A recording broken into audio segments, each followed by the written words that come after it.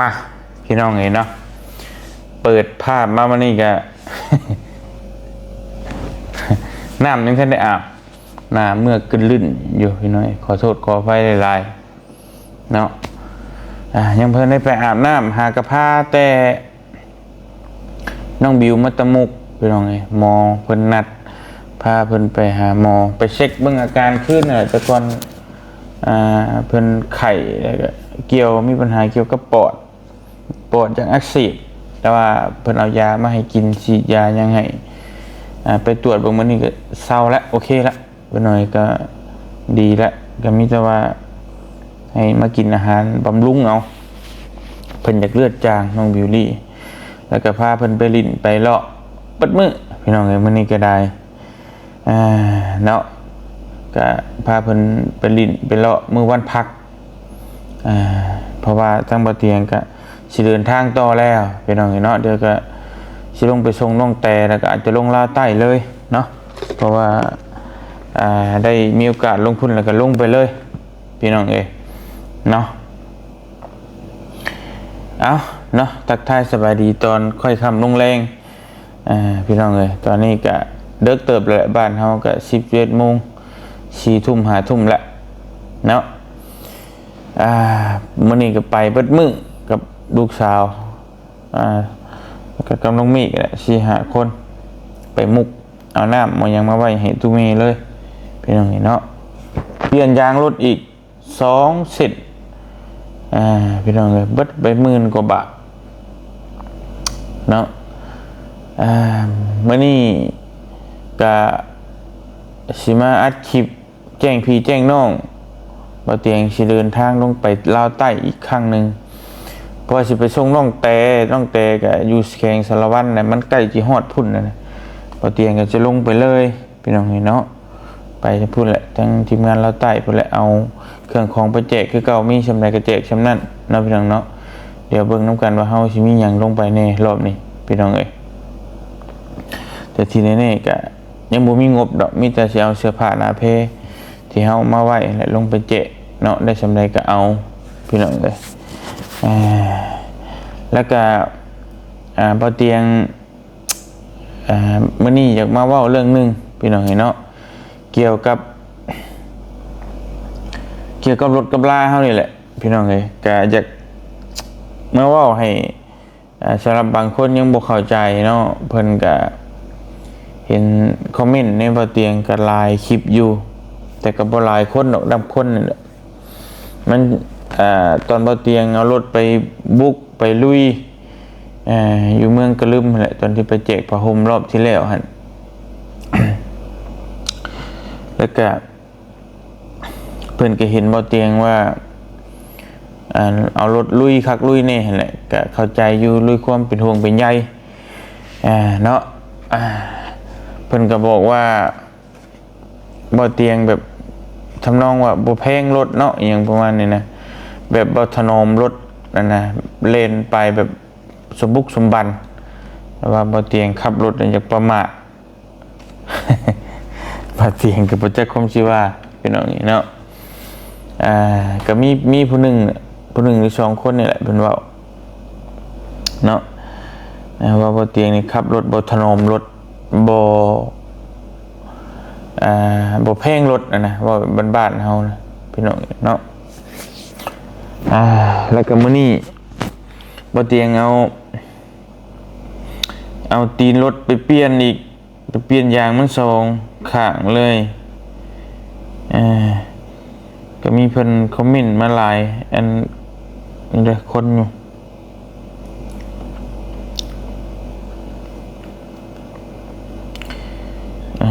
ในคอมเมนต์ตัวนี้เพิ่นก็บอกว่าใส่ยางยี่ห้อนี้มันบ่ทน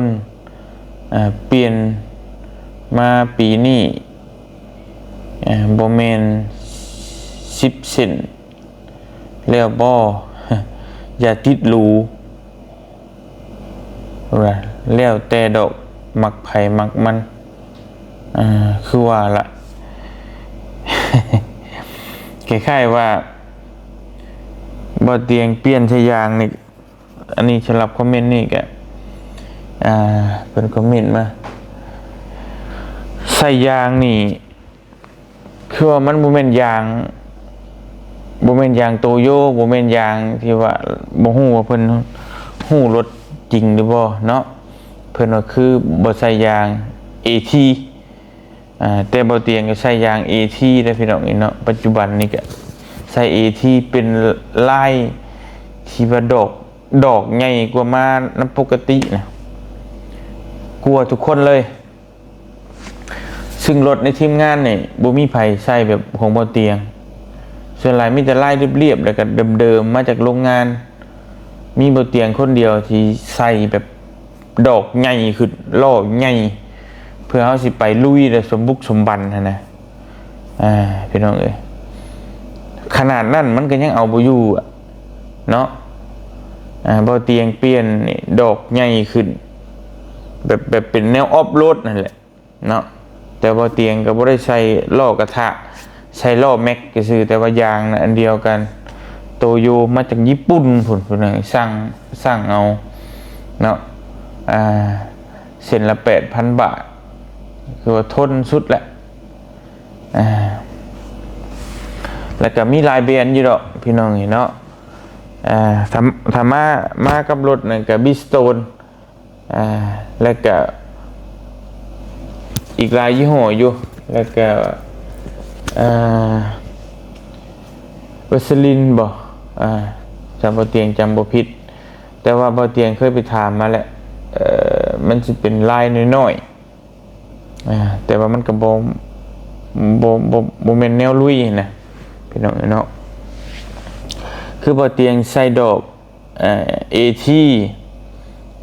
นี่ก็มันสิเลนได้ทั้งทางเรียบแล้วก็ทางลูกลังเนาะถ้าเอาดอก RT เลยนี่พี่น้องRT MT นี่มันชิ้นใหญ่ดอกมันใหญ่เนี่ยมันดังถ้าแบบเอาแบบออฟโรดอีดีเราไปใส่ดอกเป็นน้ำใหญ่ๆเนี่ยมันดังเลยพี่น้องเวลาเราขี่ไปในทางที่ว่าทางยางทางคอนกรีตเขาในเมืองเนี่ยมันสิดังวูดซึ่งมันก็มันบ่โอเคนะสำหรับเฮาพาลูกพาเต้าพาครอบครัวไปแล้วมันเสียงดังฮอนบุกเข้าไปในเมืองมันก็บ่คักเนาะแล้วไปแล้วครับอยู่ทางยางนะมันควบคุมรถยากเวลาฝนตกนี่มันเกาะถนนลาดยางนี่บ่ดีเวลาเข้าโค้งนี่มันจะลื่นทลายถ้าเป็นดอกใหญ่ๆเนี่ยพี่น้องมันได้ยางเสียยางเนาะไปลุยนี่แม่นแท้คักแท้บ่เตียงก็พิจารณาไปวิเคราะห์เบิ่งเบิดแหละคือเอาแบบกึ่งทางดำหรือว่ากึ่งทางเรียบกึ่งทางโคนเนาะเอาเป็นกึ่งลุยเน่กึ่งออฟโรดเน่กึ่งทางเรียบเน่แบบว่าไปลุยก็ได้มาทางในเมืองก็ได้นะประมาณนั้นมันอยู่ในระหว่างกลางๆรถอย่างรถเบาเตียงนะมันโบเมนดอกใหญ่แล้วก็โบเมนดอกน้อยพอดีกลางๆนะพี่น้องเนาะกับประมาณนั้นเบาเตียงกับคาดสันมันมาดีที่สุดแหละพี่น้องเนาะมันก็มีดีกว่านี้อยู่ดอกเส้นละ10,000 กว่าบาทพอแต่มันก็บ่ไหวเนี่ยคือรถฟอร์ดนี่เนาะพี่น้องเนาะมันก็แพงโพดนะแล้วบัดนี้เฮาใส่ประมาณเกรดกลางๆนี่ก็ถือว่ายังโอเคอยู่พี่น้องแต่ว่าเรื่องที่ว่าบ่เตียงใส่รถแบบสมบุกสมบันบ่ถนอมรถบ่แพงรถอันนี้บ่เตียงก็ต้องยอมรับเนาะสำหรับผู้ที่เพิ่นว่าบ่เตียงว่าบ่ถนอมรถนะคือแบบนี้บ่เตียงสิเล่าให้ฟังอันนี้ก็บ่ได้ว่าเพิ่นได้คิดว่าเพิ่นบอกเฮาก็เพิ่นหวังดีแหละเพิ่นยันรถเฮาเพเฮาพังเนาะบ่เตียงสิเล่าให้ฟังว่าเปรียบเทียบคือคนลงไปดำหน้าพี่น้องเนาะลงไปดำหน้านี่เฮาสิบ่ให้โตเปียกบ่ให้มือ เปียกบ่ให้ตีนเหยียบขี้ตมมันสิเป็นไปได้บ่พี่น้องคิดว่าเนาะ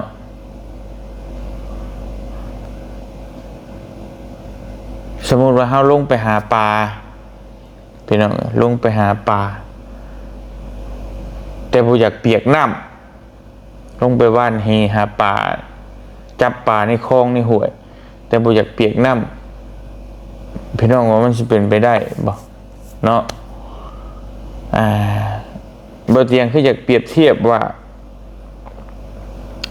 คืองานบ่เตียงเนี่ยมันต้องไปมันต้องลุยและเฮาปฏิเสธบ่ได้ว่าหาเล่นไปทางดีๆเข้าไปในเมืองทางยากบ่ต้องไปคือเฮาเฮ็ดแบบนั้นบ่ได้นะพี่น้องเนาะบ่มีไผดอกที่บ่แพงรถบ่ฮักรถเนาะแต่ว่าเฮาสิเฮ็ดจังได๋ในเมื่อเฮาเดินมาทางเส้นนี้ถ้าเฮาบ่เอารถไปแล้วเฮาสิเอาหยังแก่เครื่องแก่ของไปแจกเขา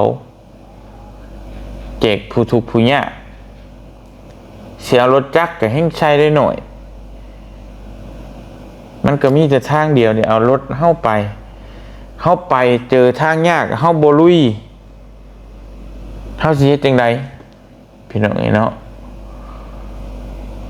คือบ่มีไผดอกที่อยากไปลำบากลำบนแบบเอารถไปเพ่ไปพังแล้วมาซ่อมเสียเงินปีนึงเท่าไหร่ 10,000 บาท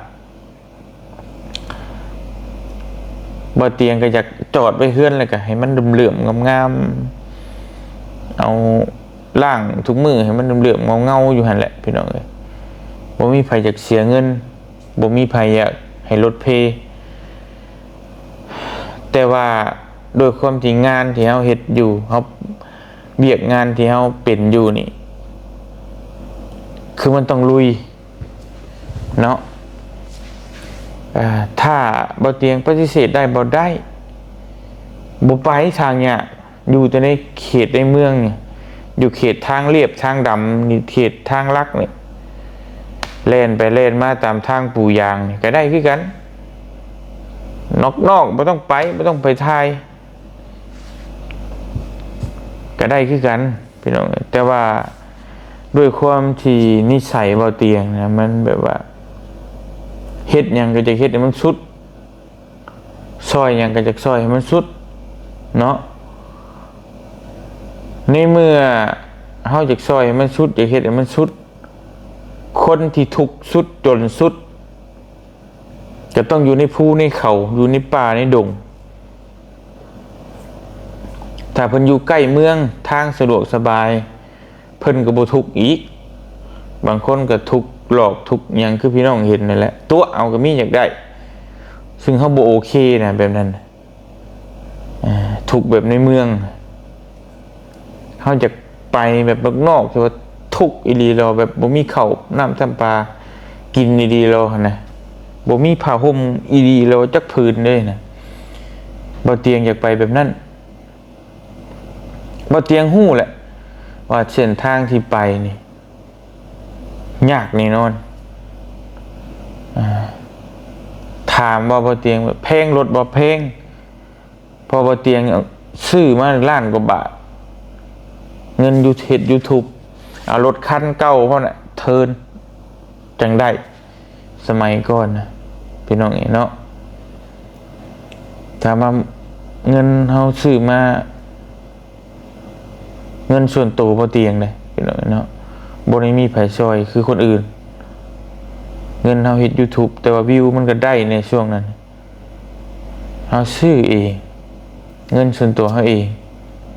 แล้วเฮาไปช่วยเองเฮาใจเฮาอยากไปเองถามว่าก็เสียดายอยู่รถแต่ว่าอุดมการณ์ของเฮามันคือซอยคนแบบนี้และเฮาก็ปฏิเสธบ่ได้ว่ารถสิเพมื้อใดสิพังมื้อใดเฮาบ่สามารถฮู้ได้ฮู้แต่ว่ามันเพแล้วก็เพมันพังแล้วก็ซ่อมถ้าบ่มีเงินซ่อมก็ป้าไว้หั่นแหละเนาะ ถ้าสมมุติมันตายจนไปบ่ได้เลยก็จังว่ากันมันยังไปได้อยู่ก็ไปพี่น้องเอ้ยก็แพงอยู่รถก็แพงอยู่แต่ว่าก็คือบ่เตียงว่าแหละเฮาได้เดินทางเส้นนี้แล้วเฮาสิเอาแต่ห่วงรถแพงรถเฮาก็บ่ได้ช่วยไผดอกพี่น้องเอ้ยบ่เตียงว่ามีแต่เอาแพงรถเอาห่วงรถแล้วก็คือได้ช่วยก็ช่วยบ่เต็มสติงนะช่วยบ่เต็มที่นะพี่น้องยกตัวอย่างว่าเฮาฮู้อยู่นี่เพิ่นส่งขอความช่วยเหลือมาหมู่บ้านนั้นหมู่บ้านนี้วันนี้ทุกข์ยากอีหลีรอเฮาฮู้แต่ว่าฮู้ทางยากเลยเฮาก็บ่ไปแต่บัดนี้คนเรานั่นก็บ่ได้รับการช่วยเหลือทั้งที่เฮาฮู้อยู่เต็มอกนะว่ามีคนทุกข์อยู่หั่นแต่เฮาบ่ไปนะแบบคล้ายๆว่าเฮาเลือกปฏิบัตินะสิไปหาถ่ายเอาแต่มองง่ายๆมันสะดวกสบายบ่ต้องยุ่งยากซึ่งแบบนั้นมันบ่แม่นนิสัยบ่เตียงหั่นนะสิเฮ็ดแบบนั้นก็ได้สิไปหาถ่ายผู้สาวงามคนก็เบิ่งอยู่คนมักเบิ่งนะผู้สาวงามมีห่างมีใหม่งามๆคือเขานะถ่ายไปหาคู่หาคิงไปง่ายอีกสบายไม่ต้องลำบากลำบนแต่มันบ่แม่นนิสัยบ่เตียงนะพี่น้องเนาะ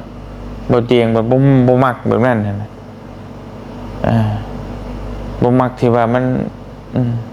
เอาละไอ้แหละไปแบบจังไดบ่ฮู้เนาะแบบว่าไปหาทายแล้วก็ไปคนนั่นนี่แล้วก็เป็นแบบนั้นแบบนี้บางคนก็หน้าม้าแน่ก็มีเนาะยินผู้เชษผู้สาวนี่โอ้บ่เตียงแฮงบ่อยากว่าพี่น้องเอ้ยคือพี่น้องเห็นข่าวแหละตัวเงินผู้เฒ่าก็มีขึ้นบ่เตียงบ่ก็บ่โอเคเป็นไดนะเนาะแต่ว่าเตียงนี่อยากช่วยคนทุกคนยากอีหลีและเป็นสิ่งที่บ่เตียงมักพร้อมบ่เตียงก็คิดอยู่ว่าถ้ารถคันนี้เพนี่จักสิหาเงินซื้อคันใหม่ได้จุ๊บหรือบ่เนาะคือบ่เตียงจะหาเงินเนี่ยซื้อคันใหม่เลยนะพี่น้องแต่ตอนนี้มันก็ยังบ่พออยู่โคมา3 ปีเนาะคือคันนี้น่ะสิบ่ขายบ่เตียงคิดว่านะ FC หลายคนก็บ่อยากให้ขายปะไว้นี่แหละซึ่งถ้ามีเงินก็สิซื้ออีกคันนึงพอได้เปลี่ยนคันนี้เวลามันเพมันพังแล้วเอาเข้าศูนย์ไม่เช็ค2 หรือ 3 มื้อเฮาก็เอาคันนั้นไปแต่ว่านี้มีคันเดียวน้ำมันเครื่องยังบ่ได้เปลี่ยนตอนนี้เช็คช่วงล่างยังบ่ได้เช็คแล้วก็หากเปลี่ยนแต่ยางพวกน้ำมันเผาน้ำมันอีหยังต่างๆนี่เช็ค 40,000 กิโลยังบ่ได้เฮ็ดหยังเปลี่ยนแต่ยางแล้วก็สิไปใต้อีกแหละนี่คือแบบนี้นะพี่น้องเนาะมันก็ได้หนักนะพี่น้องมาเบิ่งใกล้ๆนี่สิฮู้เลยว่ามีแต่รอยขีดข่วนรถเบาเตียงนะเบิ่งไกลๆนี่คืออยู่เบิ่งใกล้ๆนี่ปู้บ่เป็นแต่เบิ่งนะก็แม่นคือเพิ่นว่าแหละเบาเตียงก็บ่ถนอมรถเฮาบ่จักสิเฮ็ดจังไดเนาะ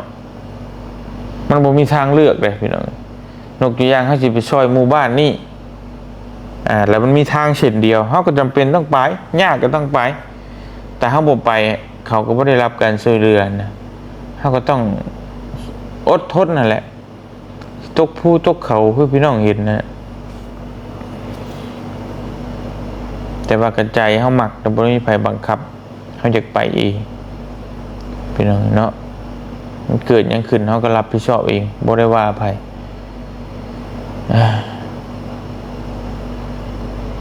คือใจมันอยากช่วยก็หลายคนอาจจะบ่เข้าใจดอกเนาะคือบ่เตียงเห็นข่าวพี่กันจอมพลังอยู่ทั้งฝั่งไทยคือกันเพิ่นยังช่วยคนมากมายมหาศาลกว่าบ่เตียงโด่งดังไปทั่วประเทศทั่วโลกแต่ก็ยังมีคนเว้าเพิ่นอีก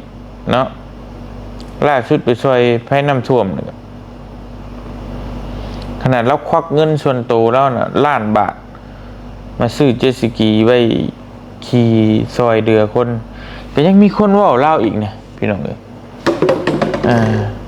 ถ้าบางคนลองเบิ่งแม่ว่าสิโอ้คนว่าขนาดนี้ไม่ต้องซอยก็ได้เราไปไล่ชดขายของได้มือจักเท่าไร10,000เท่าไรแสนบาทซึ่งเราจะเอาโตมาเสี่ยงไปพากระเซกับน้ำโดยที่เสี่ยงจักสีรอดบ่รอดครอบครัวสิอยู่ได้ไหนลูกเมียถ้าเป็นอย่างมากคือจบทุกอย่างเราก็ยังเอาไปเสี่ยงถึกด่าพร้อมแต่บ่เตียงเข้าใจแล้วว่าใจหมักใจแบบหมักอุดมการณ์ของเฮามันเต็มเปี่ยมด้วยหัวใจพี่น้องมันก็บ่มีหยังห้ามไว้ได้เนาะแต่เฮาบ่มีอุดมการณ์บ่มีใจจิตสำนึกที่อยากช่วยมันยากเลยพี่น้องบ่มีไผดอกบ่อยากนอนอยู่เฮือนตากแอร์สบายเนาะซึ่งพี่กันจอมพลังนี่แล้วก็ไล่ชดขายแล้วขายเครื่องขายของอยู่ห้องเอได้มือละสักเท่าไหร่10,000เท่าไรแสนบาทเราก็อยู่ได้สบายโดยที่บ่ต้องไปใช้แต่ว่าเราก็อยู่บ่ได้คือเก่าเพราะว่าเราใจเราอยากช่วยนะพี่น้องเนาะใจเราอยากช่วยเห็นภัยเดือดร้อนมันก็ไปอย่างเดียวเนี่ยก็แบบเดียวเนี่ยบ่เตียงก็ให้เบิ่งแบบนั้นคือเฮาอยากไปเองนะเป็นอัตโนมัติเลยนะพี่น้องเนาะโดยที่หู้แหละว่าทางไปมันอันตรายมันยากมันเอียงสารพัดแต่มันก็คุ้มค่าที่เฮาไปเห็นรอยยิ้มของพวกเขาแล้วนั่นที่เฮาได้ไปซอยเห็นแล้วก็รู้สึกว่าอิ่มมุกอิ่มใจเนาะเพิ่นก็คือสิดีใจนะเฮาก็เห็นแล้วก็หายเมื่อยพี่น้องเอ้ยก็มีแต่นั้นแหละเนาะก็อยากมาตอบทั้งบ่ฮู้ว่าเพิ่นชื่อได้แล้วก็บ่เว้าเพิ่นดอกบ่ฮู้ดอกเนาะพี่น้องเนาะเพิ่นชื่อหยังก็ย่าดอกก็บ่เป็นหยังแต่ว่าเพิ่นอาจจะหวังดีนั่นแหละอยากให้เฮาแพงรถแพงลาบ่อยากให้มันเพพังง่ายนะก็ขอบมุกขอบใจขอบบุญขอบคุณหลายๆที่เป็นห่วงเป็นใยแต่ว่าเฮาก็อยากอธิบายให้ฟังว่าเฮาเดินทางเส้นนี้แล้วเฮาปฏิเสธบ่ได้ว่าต้องรถบ่ให้ลุยขี้ตมรถบ่ให้ขึ้นเขารถบ่ให้พังเฮาห้ามมันบ่ได้นะพี่น้องเนาะจริงๆก็บ่อยากให้มันมันพังหรอกเพราะว่าพังเทื่อนึงมันก็เบิดเงินหลายเนาะซึ่งเงินเดือน YouTube มาออกมาก็แทบสิบ่ได้ใช้ในครอบครัวเพื่อไปซ่อมรถแล้วก็ซื้อของแจกคนก็เบิดแหละพี่น้องเนาะหลายคนก็ยังบ่ฮู้มันบ่ง่ายได้เฮ็ดกับสายบุญนะพี่น้องเอ้ยมีแต่ว่าฝากพี่ฝากน้องไว้สำนั้นแหละเนาะผู้ใดที่แบบคอมเมนต์ก็บ่หลายคนด้าน2-3คนนี่แหละพี่น้องว่าบ่เตียงคือบ่ถนอมรถคือบ่แพงรถแน่อย่างประมาณนี้บ่เตียงก็มาตอบให้เด้อพี่น้องเอ้ยตอบเป็นคลิปเนาะบ่ได้ตอบในคอมเมนต์ฮะหวังว่าทุกคนคือสิเข้าใจเนาะเอาละบ่เตียงขอตัวไปรับไปนอนพักผ่อนก่อนเนาะเดี๋ยวมื้อเจอกันพี่น้องเอ้ยเนาะเก็บงานเก็บการทั้งนี้แล้วมื้อนึงแล้วก็สิเดินทางต่อลงลาวใต้อีกพี่น้องเอ้ยเอาเครื่องเอาของไปแจกพี่น้องคือเก่า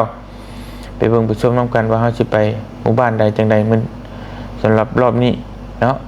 ไปสำหรับมื้อนี้บ่เตียงขอตัวไปรับไปนอนไปพักไปผ่อนก่อนจังได๋ก็ขอขอบคุณขอบคุณขอมุกขอบใจหลายๆ FC บ่ทุกคู่ทุกคนที่ติดตามแล้วก็ฮักแพงให้กำลังใจโดยตลอดมาอยู่ดีมีแห้งวัดสุขุทุกคนเด้อพี่น้องเด้อสาธุมุกขอบใจหลายๆไปนอนบ๊ายบาย